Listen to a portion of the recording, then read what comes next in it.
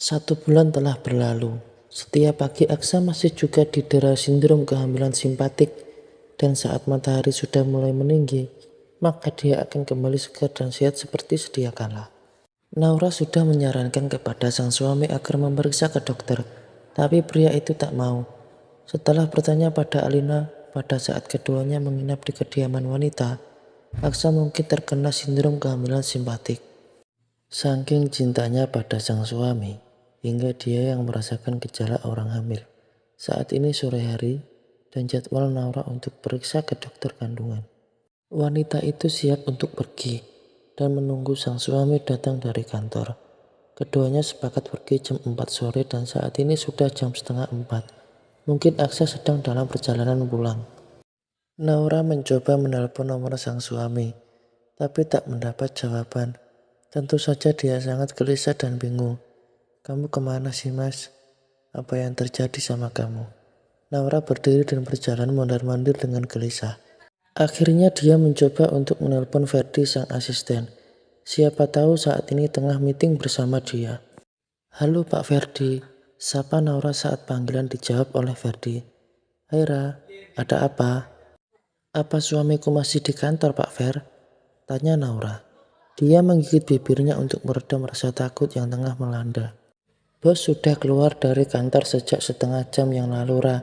Apa belum sampai di rumah?" Tentu saja Ferdi bingung, karena Aksa sudah pamit pulang sejak tadi. "Belum ada pulang Pak Fer. Apa dia bicara mau kemana dulu gitu?" Perasaan Naura sudah mulai tidak enak, apalagi ponsel Aksa tidak bisa ditelepon. "Nggak ada, Ra. Katanya kalian mau ke dokter kandungan. Hanya itu sih yang dia katakan." "Oh, ya sudah jika begitu. Makasih ya Pak Fer. Maaf sudah mengganggu." "Iya, Ra. Semoga dia cepat pulang. Jangan cemas. Mungkin sedang mampir dulu kemana gitu, Ra." Ferdi mencoba menghibur Naura. "Iya, Pak. Makasih ya." Naura menutup teleponnya dan duduk lagi di sofa. Dia mencoba berpikir positif.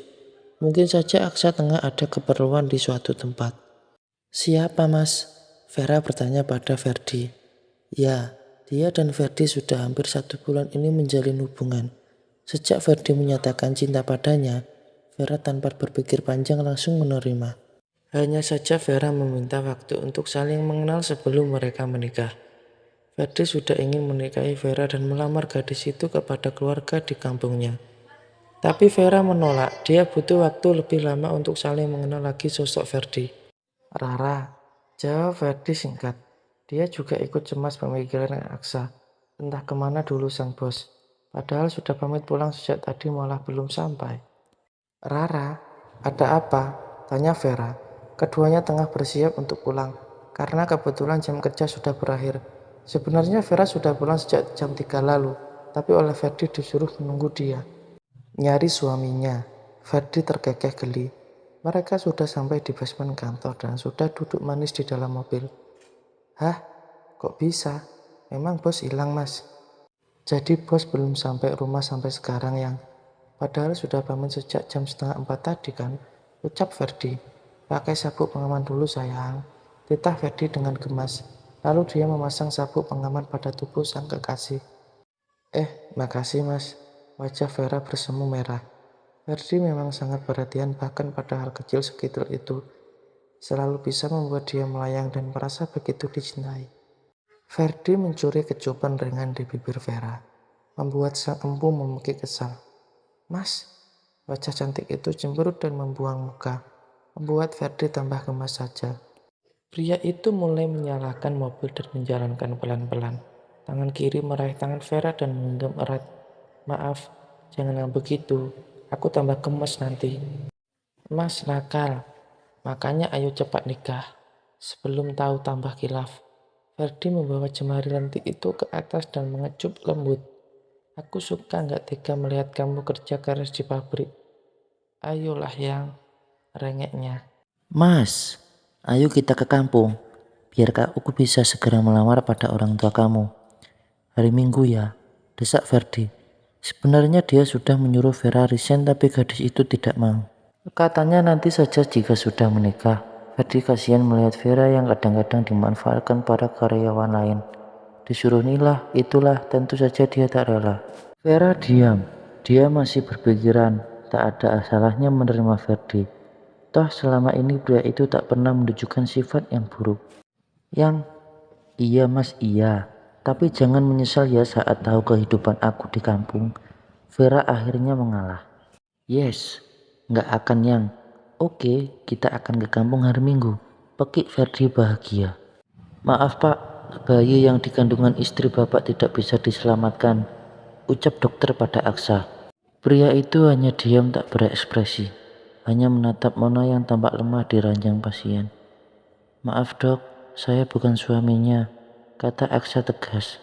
Oh, saya minta maaf pak, karena darahnya terlalu banyak keluar hingga mengakibatkan Nyonya Mona keguguran. Jelas dokter itu. Terima kasih dok. Sama-sama pak, mungkin 2 hari ini dia harus beristirahat dulu di sini. Setelah kondisinya membaik, maka sudah bisa dibawa pulang. Jelas dokter pria itu. Baik dok, terima kasih. Sama-sama, saya permisi dulu pak. Dokter itu kemudian meninggalkan ruangan Mona. Aksa mendekati wanita yang tampak lemah itu. Terima kasih Sa, sudah mau menolong aku. Lirih Mona. Jika seperti ini, tak ada lagi Mona yang sok seksi dan menggoda. Bagaimana Aksa bisa bersama Mona?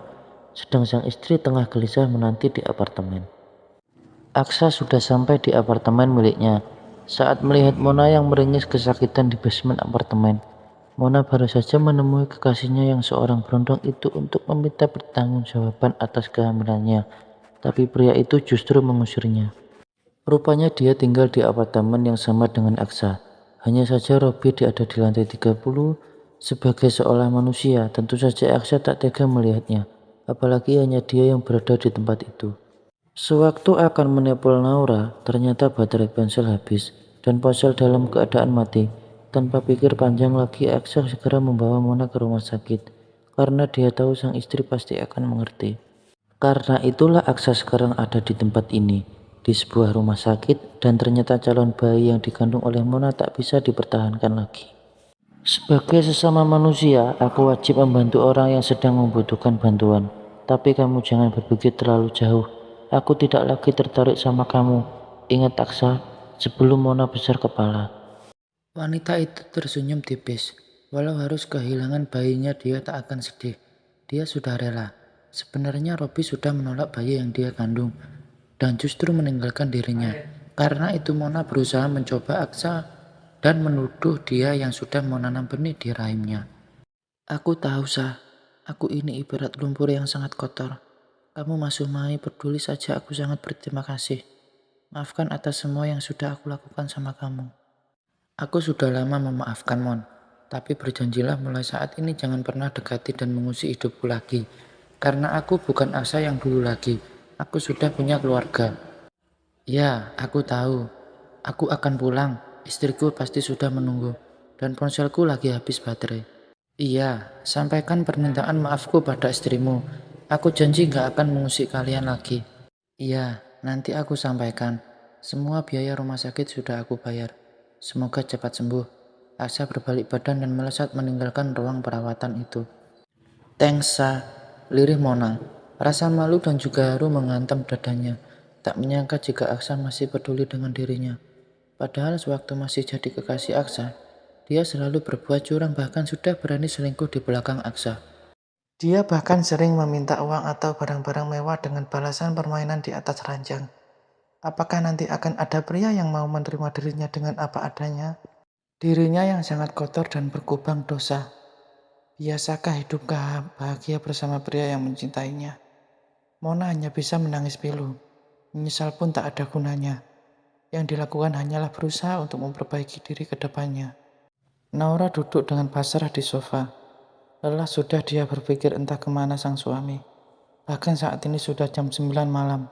Tiba-tiba dia ingat, kenapa tidak telepon Alina saja? Siapa tahu Aksa ada di sana. Lalu dia segera mencari nomor kontak Alina dan mulai melakukan panggilan. Halo Ma, sapa Naura saat Alina mengangkat panggilan. Halo sayang, ada apa? Ma, apa Mas Aksa tadi ada ke sana nggak Ma? Soalnya sampai saat ini belum juga sampai di rumah. Tanya Naura dengan hati berdebar. Loh, nggak ada ke sini nak. Kamu sudah coba telepon ke nomornya? atau ke Ferdi. Nomor Mas Aksa tidak aktif, Ma, dan Rara sudah telepon Mas Ferdi. Katanya Mas Aksa sudah keluar dari kantor sejak sore.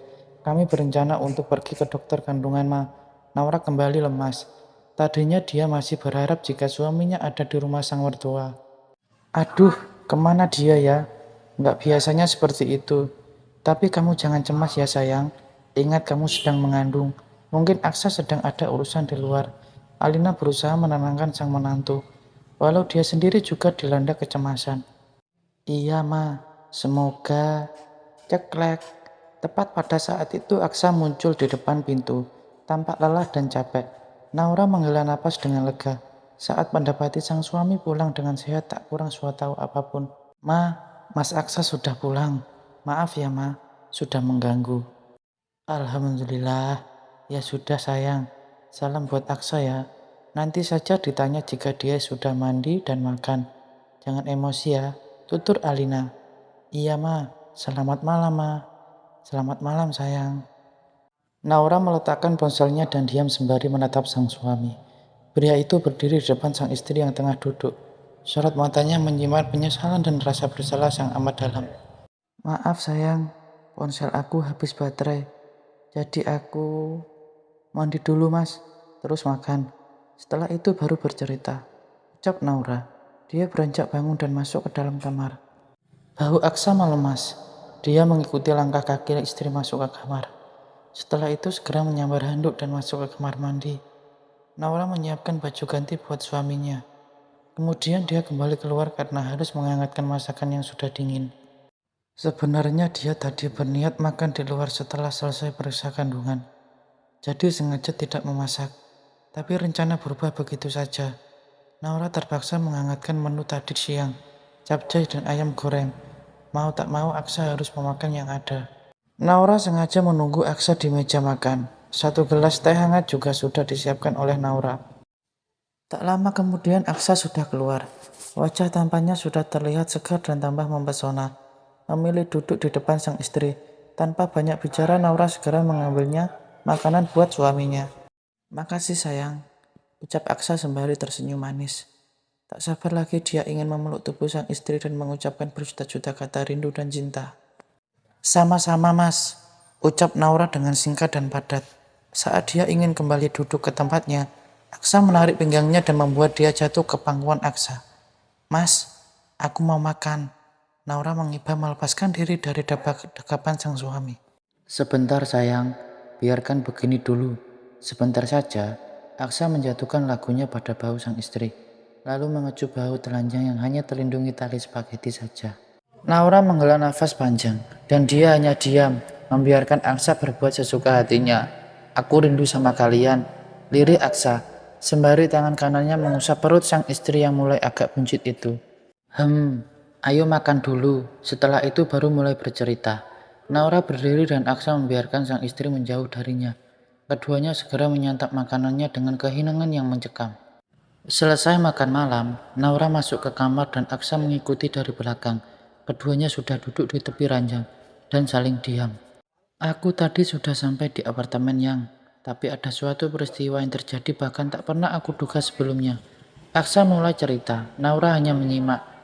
Tapi sewaktu aku sampai di basement, ada wanita yang tengah mengerang kesakitan dan keluar darah dari area intimnya dan aku sudah ingin menelpon kamu tapi ponselku ternyata habis baterai. Naura menoleh pada sang suami dan menunggu kelanjutan ceritanya. Siapa wanita yang tengah kesakitan itu? Apa Mas mengenalnya? Tanya Naura penasaran. Iya dia adalah Mona.